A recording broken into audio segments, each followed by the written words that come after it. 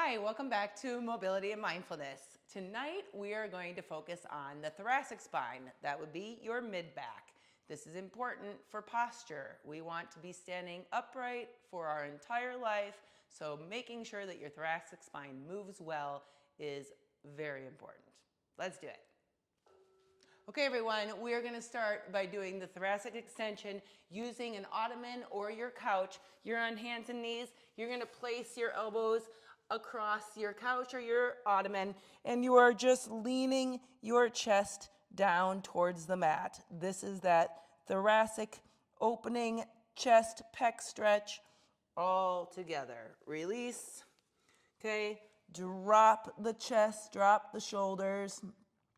Feel that good opening in that mid-back, extending that thoracic spine, and then come on out of it. Elbows stay up on your chair, your ottoman, your couch. You're dropping your shoulders down, your chest towards the ground. Don't forget to breathe. Get that to release. Come out of it. And breathe. Drop, release the shoulders. Open up that mid-back. Halfway, good job. And again, breathe, exhale, stretch. Drop that mid-back, drop the chest, and bring it back. And down. Good job, everyone. Keep it up. And back to neutral. Release down. And back to neutral again. Good job. Breathe, release, drop that chest. Extend through that mid-back. Bring it back. Drop the chest, open up. 5 seconds. And bring it back. One more. Moving on, we're going to use a foam roll for our next exercise. So I'm going to push my ottoman out of the way. We're going to place that foam roll down on the ground. Going to put your rear on the end of the foam roll and then lie down on the roll so that your head is also supported on the roll.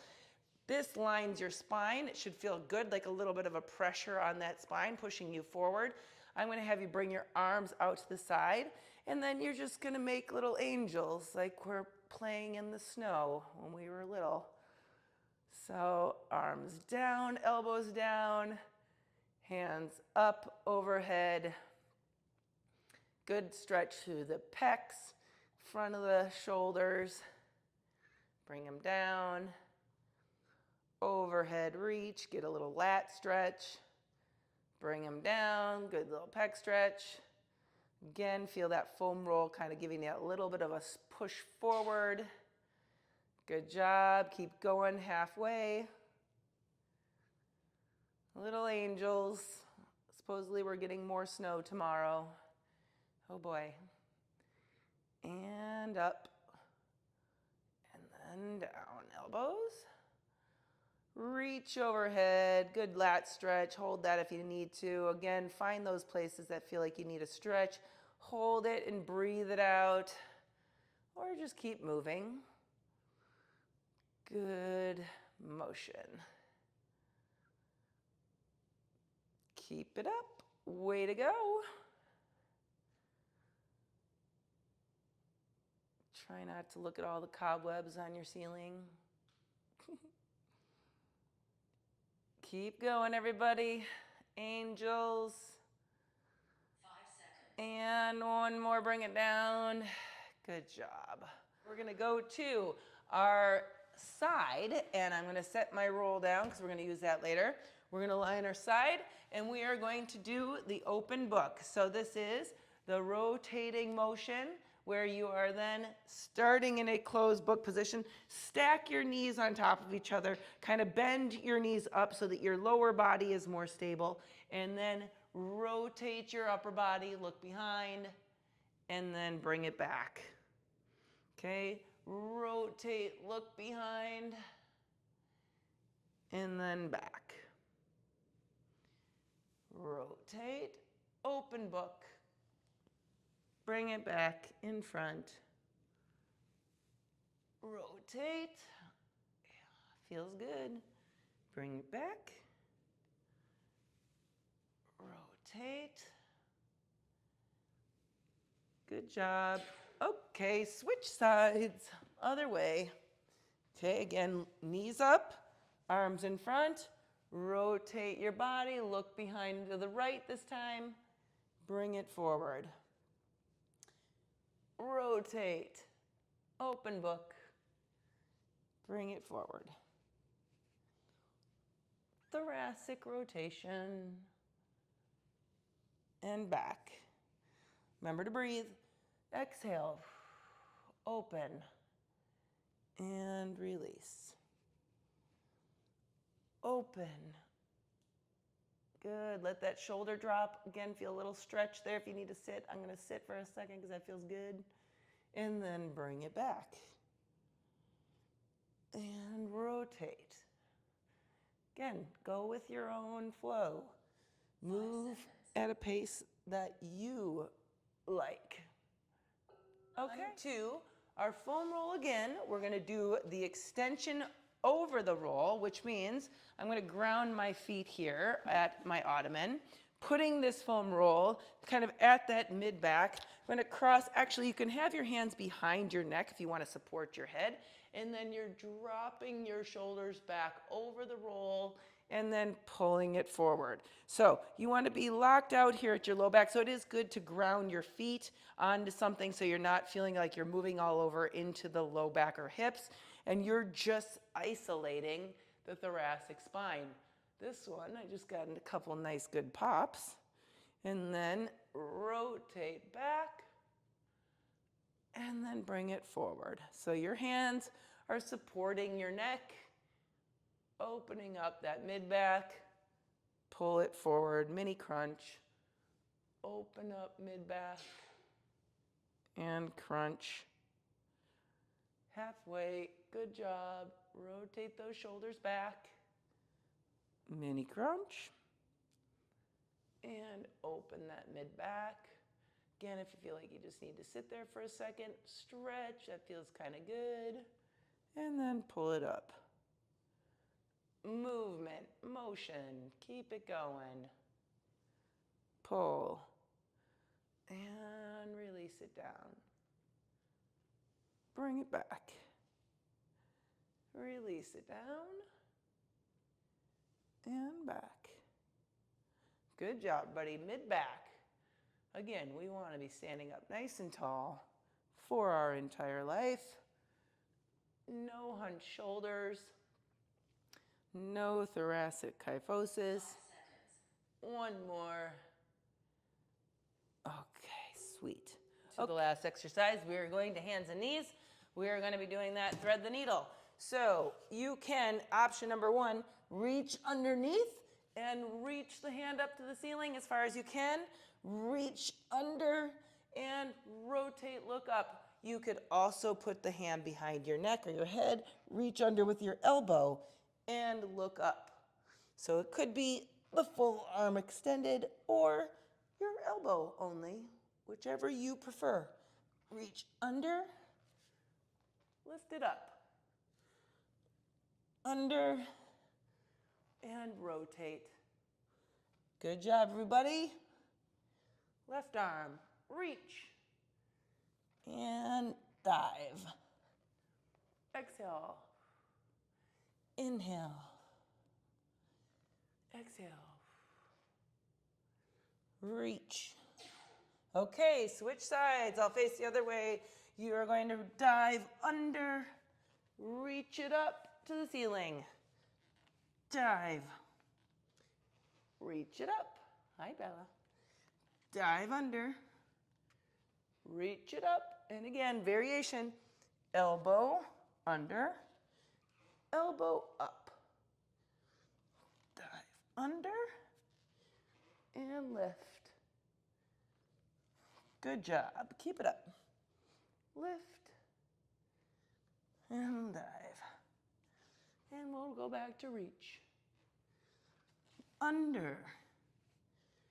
Reach to the ceiling. Look at your hand. Dive. Exhale. Inhale. Exhale. 5 seconds. Inhale. All right, there you go, everybody. That was 10 minutes of thoracic mobility work. Let's move on to mindfulness. Today, we'll be discussing the unexpected upside of being wrong. Start by finding a quiet place to sit, making efforts to keep a straight back. Let the shoulders fall away from the neck, relaxing them back and down.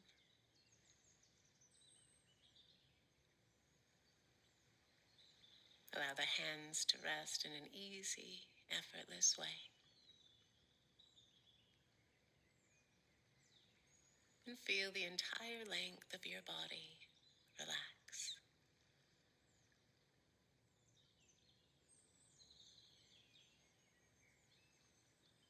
And as you become still, place your focus on the breath. And we'll begin a rhythmic counting technique where we hold our attention on the breath, making efforts to expand the breath into the whole body. Just follow my guidance as we inhale to the count of 4, hold for 4, and exhale for 8. We'll start with an inhale, 2, 3, 4, hold, 2, 3, 4, and exhale, 2, 3, 4, 5, 6, 7, 8. Inhale, 2, 3, 4, hold, 2, 3, 4, and exhale, 2, 3, 4, 5, 6, 7, 8. Inhale, 2, 3, 4, hold, 2, 3, 4, and exhale, 2, 3, 4, 5, 6, 7, 8. Inhale, 2, 3, 4, hold, 2, 3, 4, and exhale, 2, 3, 4, 5, 6, 7, 8. And now allow your breath to fall into a natural rhythm, observing the breath flowing in and flowing out.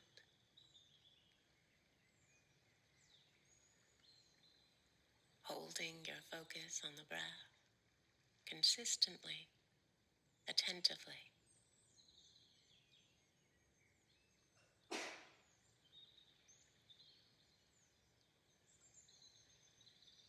Follow the breath all the way in, and when you reach its end, observe it as it transforms into an exhale, and follow the exhale all the way to its completion.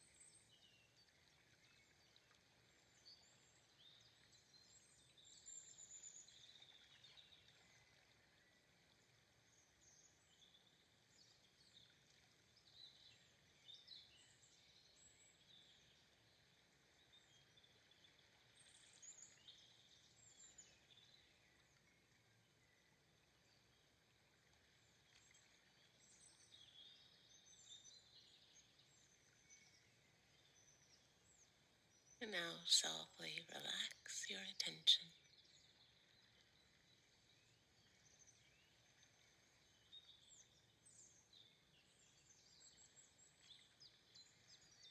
Today I'd like to talk about the unexpected upside of being wrong. One of the universal struggles of life is our resistance to being wrong. Whether we're pitching an idea or defending an opinion, we often feel a strong need to be right. And this tendency is reinforced by our cultural conditioning, which tells us that the person who is wrong is weak and foolish, while the person who is right is strong and capable. Let's say while in a discussion at work, we're presenting an idea for how to solve a key problem. As we face opposing opinions, even the thought of being perceived as wrong can stir up feelings of embarrassment and anger. But this resistance to being wrong causes us stress and suffering. It strengthens our ego and reinforces a closedness to the world around us.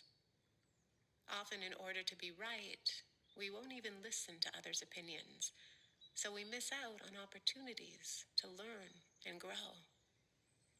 But it's not our desire to be right that's the problem. It's our response to being wrong. We need to see being wrong not as a defect or weakness, but as a natural part of our path, a sign that we're learning and evolving. Mindfulness encourages us to challenge our need to be right through the principle of beginner's mind. Beginner's mind teaches us to approach challenges, people, and conflicts with an open mind and heart. It teaches us that every moment is an opportunity to see the world anew with a childlike curiosity and openness. So in that same debate at work, we can say to ourselves, before I commit to my idea, why don't I listen to the other perspectives? Who knows? Perhaps I may be wrong. Maybe there's something I can learn, a new way of seeing things. When we let go of our need to be right, we become less authoritative and more curious. We declare less opinions and ask more questions. As the author Catherine Schultz said, far from being a mark of indifference or intolerance, wrongness is a vital part of how we learn and change. Thanks to error, we can revise our understanding of ourselves and amend our ideas about the world. However disorienting, difficult, or humbling our mistakes might be, it is ultimately wrongness, not rightness, that can teach us who we are.